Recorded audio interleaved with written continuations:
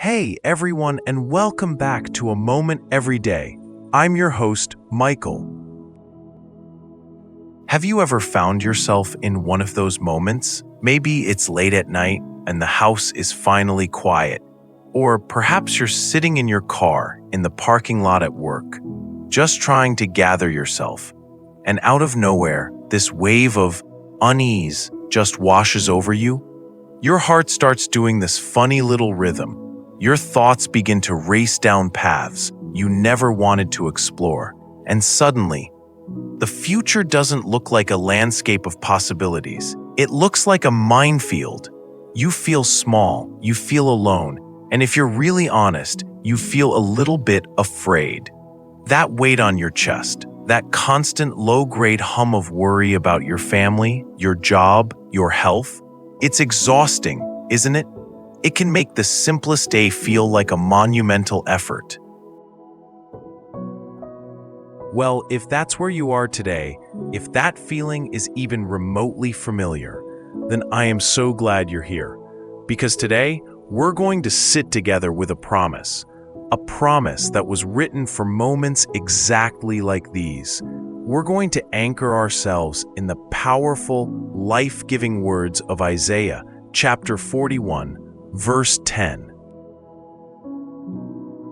Let's just drink this in. Listen to what God says directly to you. So do not fear, for I am with you. Do not be dismayed, for I am your God. I will strengthen you and help you. I will uphold you with my righteous right hand. You know, my first reaction to a verse like this is often a mixture of hope and maybe a tiny bit of guilt. The hope is immediate. Yes, I want that. I want to not fear. I want to be strengthened. But then this other thought creeps in. But I am afraid. I am dismayed. So does that mean I'm failing? Am I not trusting enough? It can feel like a command I'm immediately disqualified from because I don't perfectly meet the condition. Have you ever felt that way? Like the Bible is telling you to just stop it, without offering any real help for how. But what if we've been reading it all wrong? What if this isn't a stern command, but a gentle invitation, a diagnosis and a cure, all wrapped up in one beautiful sentence? That curiosity is what led me to dig deeper into this verse, and what I found, well, it changed everything for me.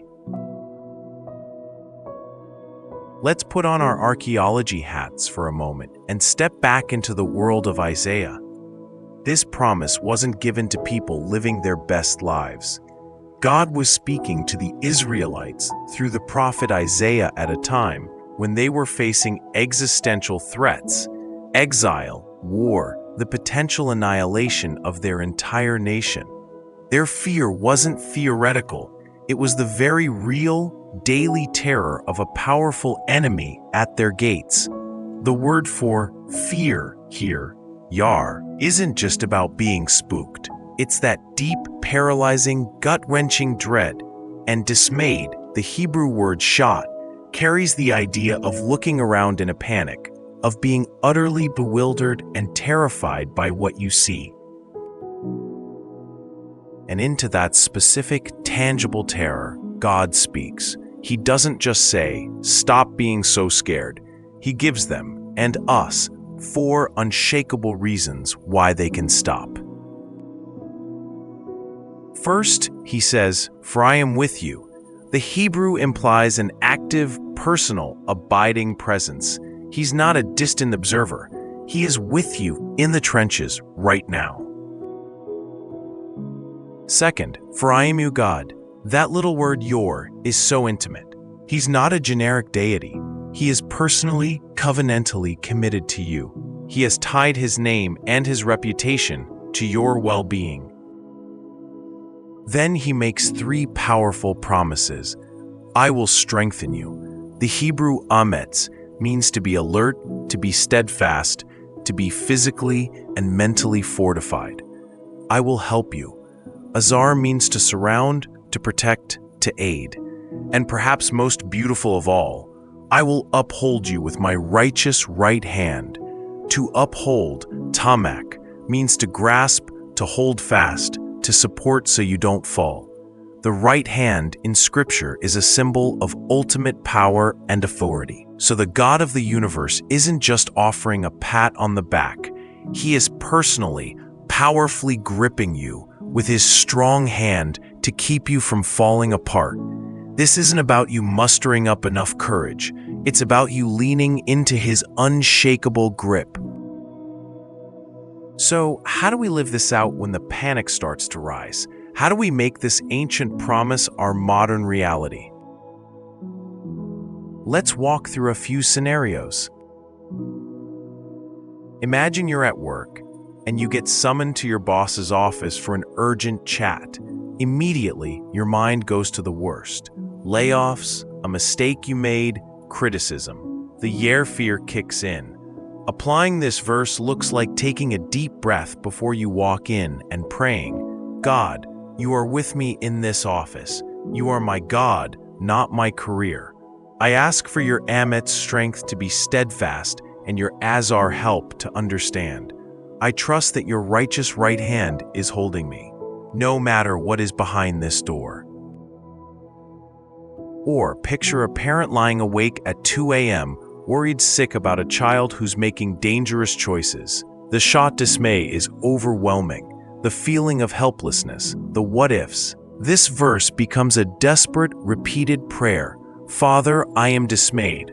I am handing this dismay to you because you are my God. I can't fix this, but I ask you to uphold my child with your righteous right hand. Uphold me with your righteous right hand. Give me the strength to trust you when I can't see the way.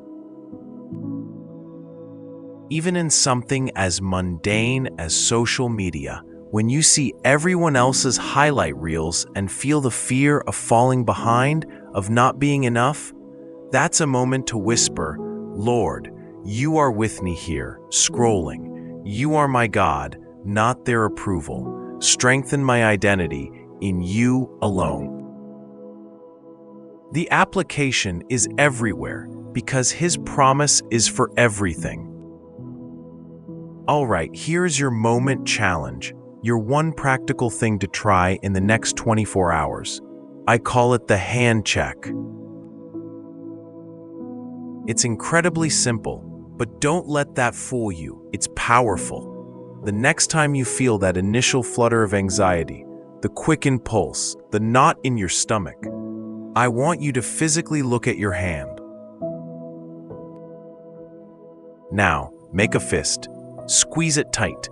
Imagine all that fear, that worry, that specific anxiety is inside that fist. Feel the tension of trying to hold it all yourself. Then, and this is the important part, slowly, intentionally open your hand, palm up. And as you open it, pray this. God, I am releasing this. I can't hold it, but you promised to uphold me with your righteous right hand. So I'm transferring this weight from my weak hand to your strong one. I receive your strength. I trust your grip. Do this as many times as you need to. This physical act, paired with that prayer, creates a powerful neural pathway, a reminder that you are not the one who has to hold it all together. This is how we move from just hearing the promise to experiencing its truth. So, friends, remember this today. Your faith isn't measured by the absence of fear, but by the presence of a person. The God of the universe is with you, He is for you, and He is powerfully holding you right now. May you feel His undeniable presence calming your fears today. May you experience the strengthening power of His Spirit in your weakness, and may you rest in the unshakable grip of His righteous right hand. May you feel His undeniable presence calming your fears today. May you experience the strengthening power of His Spirit in your weakness, and may you rest in the unshakable grip of His righteous right hand. If this moment brought you peace, please share it with one other person who needs to hear this truth today. And remember, you can always find another moment of grace right here tomorrow.